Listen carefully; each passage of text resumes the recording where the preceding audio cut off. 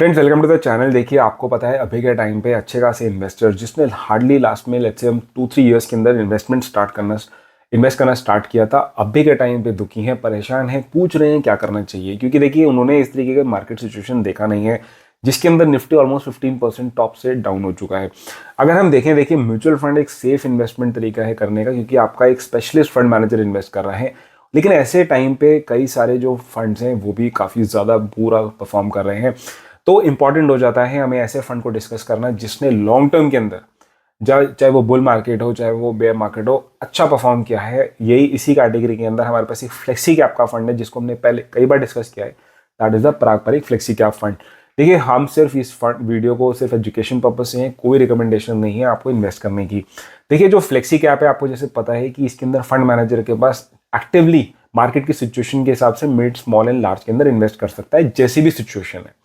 इसी तरीके से हम देखें तो पराग पारिक एक large cap kind of A fund है, क्योंकि लार्जली इस पर्टिकुलर फंड के अंदर जो फंड मैनेजर है ना, लार्ज कैप ओरिएंटेशन रखी हुई है। वो हम आगे चल के देखेंगे किस तरीके से लार्ज, मिड एंड स्मॉल के अंदर इन्वेस्ट हुआ है। देखिए, एक जो चीज़ अच्छी है कि ये जो फंड का एएमसी है, राजीव ठक्कर, काफ़ी प्रोमिनेंट प्लेयर है, यानी कि फंड मैनेजर काफ़ी ज़्यादा एक्सपीरियंस्ड है, ऑलमोस्ट 13 ईयर्स इस फंड को हो चुके हैं। तो ये एक अच्छी चीज़ है, रादर देन हम एक ऐसे फंड के अंदर भरोसा करें जिसने रिसेंटली आया है, परफॉर्म अच्छा किया है, बट वी डोंट नो कि हिस्ट्री के अंदर हिस्टोरिकल ट्रेंड कैसा रहा है। देखिए, क्योंकि थोड़ा पॉपुलर फंड है, ऑलमोस्ट अभी जितने भी इन्वेस्टर दिखते हैं कहीं ना कहीं वो इस फंड के अंदर इन्वेस्ट करते हैं, तो एयूएम साइज हो चुका है ज़्यादा, almost 89,000 crore plus AUM size है।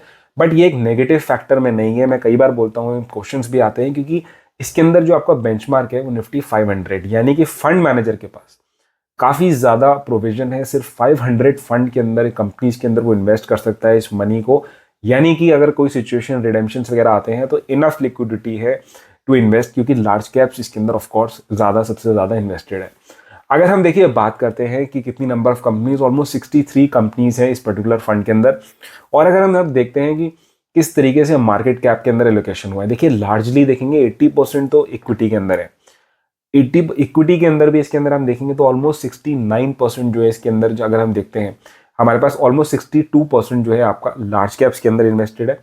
Mid and small hardly 5 to 6% है। और इंपॉर्टेंट बात जानने वाली ये है कि इसके अंदर काफ़ी ज़्यादा portion debt and cash, almost अगर आप देखेंगे 21% डेट एंड कैश। इसका मतलब ये है, क्योंकि जो फंड मैनेजर है अभी के टाइम पे, उनको जैसे लास्ट 4-5 मंथ से पता था कि मार्केट थोड़ा हाई वैल्यूड है, काफ़ी ज़्यादा बढ़ चुका है, तो उनको अपॉर्चुनिटीज़ मिलेंगी, जैसे अभी के टाइम पे मिल रही है, मे बी आगे भी मिले, जिसमें वो अगर मार्केट डाउन आता है तो वो फंड्स को डिप्लॉय कर सकते हैं। तो ये एक टैक्टिक है जो फंड मैनेजर को इस टाइम पे चल गई है। काफ़ी लोग इसके अगेंस्ट थे, क्योंकि अगर आप देखेंगे जब प्योर एकदम बुल मार्केट चल रहा था तो इस पर्टिकुलर फंड के रिटर्न्स इसके पीयर के कंपैरिजन जो फुल्ली इन्वेस्टेड थे थोड़े से डाउन थे। और लेकिन अभी के टाइम पे ये स्ट्रैटेजी जो है काम कर गई है। देखिए, कैश का मतलब ये नहीं कि टोटली उन्होंने बैंक अकाउंट में रखा हुआ है, मोस्टली ये फंड लिक्विड ऐसे मनी इन्वेस्टेड होते हैं जिसमें थोड़े से बेटर रिटर्न्स आ रहे होते हैं, और ऐसे टाइम पे जब मार्केट डाउन होगा तो वो डिप्लॉय हो सकते हैं। आगे बढ़ते हैं। सबसे रिस्क पैरामीटर्स देखिए तीनों ही कैटेगरी के अंदर, क्योंकि देखिए इसमें इन्वेस्टेड लार्जली लार्ज कैप्स के अंदर है, तो आपका Sharpe ratio, standard deviation end of course mean returns, तीनों आपके बेंचमार्क और कैटेगरी एवरेज से बेटर है। यानी कि रिस्क पैरामीटर से ये फंड काफ़ी ज़्यादा बेटर है, यानी कि इतना रिस्की नहीं है। अगर हम देखिए आते हैं इसके अंदर कि हमारे सेक्टर कौन कौन से लोकेशन है और कौन से स्टॉक्स हैं, वो भी हम देख लेते हैं। देखिए, टॉप 5 सेक्टर्स के अंदर हम देखते हैं तो सबसे हैवीएस्ट लोकेशन इसकी बैंकिंग, बीएफएसआई, फाइनेंशियल्स की तरफ है, almost 28%। Then we have services, automobile, technology and energy. कौन सी कंपनीज है, उन टॉप 10 कंपनीज भी देख लेते हैं लोकेशन के हिसाब से। तो हाईएस्ट लोकेशन आपकी है HDFC bank, large cap bank है जो बहुत ज़्यादा नहीं चला है। बजाज होल्डिंग एंड इन्वेस्टमेंट्स, ये देखिए ऐसी कंपनी है जो बहुत ज़्यादा म्यूचुअल फंड्स के अंदर नहीं होती है, बट एक सॉलिड आपकी पेडिग्री की कंपनी है। Then we have power grid organisation, जो आपकी पीएसयू कंपनी है, एनर्जी के सेक्टर से आता है। Coal India, again energy sector से पीएसयू आता है, जिसने भी अच्छा परफॉर्म किया है। ITC limited, again a value based company, आपको पता है प्राइवेट सेक्टर कंपनी है, जो एफएमसीजी प्लस आपको पता है अभी के टाइम पे होटल्स बिजनेस में भी है। Then we have again ICICI bank, Kotak Mahindra, Maruti Suzuki, जो आपका अगेन आ जाता है आपका ऑटोमोबाइल सेक्टर से, फेसबुक एंड अल्फाबेट।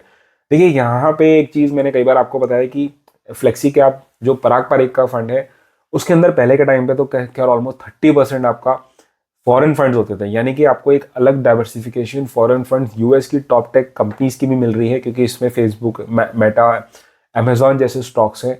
यानी कि आपको एक अलग डाइवर्सिफिकेशन मिल रही है, which is a very good thing to have. But अभी के टाइम पे क्योंकि आरबीआई ने लिमिट इंक्रीज नहीं की थी, तो ऑलमोस्ट 13% आपका जो है फॉरेन फंड या स्टॉक्स के अंदर, इसके अंदर यूएस के जो टॉप टेक स्टॉक्स हैं उसके अंदर एलोकेटेड है। देखिए रिसेंट पोर्टफोलियो के अंदर हम देखें तो एक नया एंट्री हुआ है, दैट इज आईटीसी होटल्स, जो आपको पता है कि रिसेंटली लिस्ट हुआ था, जिसने डिमर्ज किया था आईटीसी कंपनी से। तो ये एक नया अभी इसके अंदर एंट्रेंट है, एंड अगेन नारायण हृदयालय, जो आपको पता है कि एक आपका फार्मा बेस्ड स्टॉक हो जाता है, और कंप्लीट एग्जिट किया है इसने परसिस्टेंट सिस्टम से, आप समझ सकते हैं, यूटीआई एएमसीसी और एसएलए सॉल्यूशंस। तो परसिस्टेंट काफ़ी ज़्यादा चला है, कंपनी को लग रहा है या पराग पारिक को लग रहा है कि अभी के टाइम पे वो काफ़ी ज़्यादा वैल्यूड है, इस पर्टिकुलर बेस से उसने एग्जिट किया है। देखिए अगर हम आगे बढ़ते हैं, सबसे इंपॉर्टेंट है जानना कि रिटर्न्स किस तरीके से आए हैं। यहाँ पे आप देखेंगे पॉइंट टू पॉइंट रिटर्न्स हो, चाहे वो शॉर्ट ड्यूरेशन 1-3 ईयर्स 5 ईयर्स के अंदर हो, चाहे आपका लार्जर कैटेगरी या रोलिंग रिटर्न्स भी हो, आपके बेंचमार्क और कैटेगरी को इजीली बीट किया है। हम रोलिंग रिटर्न्स देखते हैं तो 1 ईयर के अंदर 19%, 3 ईयर्स के अंदर 18%, 5 ईयर्स के अंदर 17%, यानी कि लॉन्ग ट्रैक रिकॉर्ड जो रोलिंग रिटर्न्स हमें पता लगते हैं उसके अंदर इस फंड ने बेटर परफॉर्म किया है। स्टिल मैं आपको डिस्क्लेमर दे दूं कि पास्ट परफॉर्मेंस से डिसाइड नहीं होता है फ्यूचर परफॉर्मेंस। ये मतलब नहीं है कि इसके रिटर्न्स पास में अच्छे हैं तो आप सारा का सारा लोकेशन आगे चल के पराग पारिक में डाल दें। देखिए मैं अगर कंक्लूड करूं वीडियो, तो मुझे ये फंड पसंद है, कई बार मैंने कवर किया है, बट दैट डजंट मीन कि कोई बायसनेस है मेरी इस तरफ, जस्ट दैट कि ये फंड काफ़ी लॉन्ग टर्म से अच्छा परफॉर्म करता है, इसलिए बार बार ऐसे फंड को बताना बेटर है रादर देन में कोई और फंड किसी यूनिकनेस की वजह से नेसेसरीली आपको बताऊं। अगेन देखिए इस फंड ने इसलिए भी परफॉर्म किया है क्योंकि इसमें ग्रोथ प्लस वैल्यू दोनों का मिक्सचर है। हमेशा से ये फंड जो है वैल्यू ओरिएंटेड रहा है, यानी कि बहुत ओवर आप बोल सकते हैं हाईली जो जितनी भी ओवर वैल्यूड कंपनीज उसके अंदर इन्वेस्ट नहीं किया है, साथ ही साथ में ग्रोथ का भी ध्यान रखा है। बुल मार्केट के अंदर इसके अंदर अच्छे रिटर्न्स, पीयर कंपैरिजन में ऑफ कोर्स इतने जो थे थोड़े से डाउन थे, क्योंकि उसका रीजन मैंने आपको बताया, क्योंकि इसमें कैश होल्डिंग ज़्यादा थी, जो अभी के टाइम पे आपको अच्छा प्ले कर रहा है जो टैक्टिक थी। तो दैट इज़ ऑल। आप मुझे बताइएगा आपको कैसा, आप किस फंड के अंदर इन्वेस्टेड हैं, कौन सी वीडियो आप चाहते हैं किस टॉपिक के अंदर, मैं ज़रूर बताऊंगा। थोड़ा सा आगे मैं रेगुलर होऊंगा, मेरी थोड़ी सी तबियत ठीक नहीं थी, दैट्स वाई थोड़ा सा रेगुलर मैं हो गया था लास्ट 2-3 वीक से। So that is all. अगर आपको वीडियो अच्छी लगी तो प्लीज़ लाइक करिएगा, चैनल को सब्सक्राइब करना मत भूलिएगा। हम मिलेंगे नेक्स्ट वीडियो के अंदर। Until thank you so much.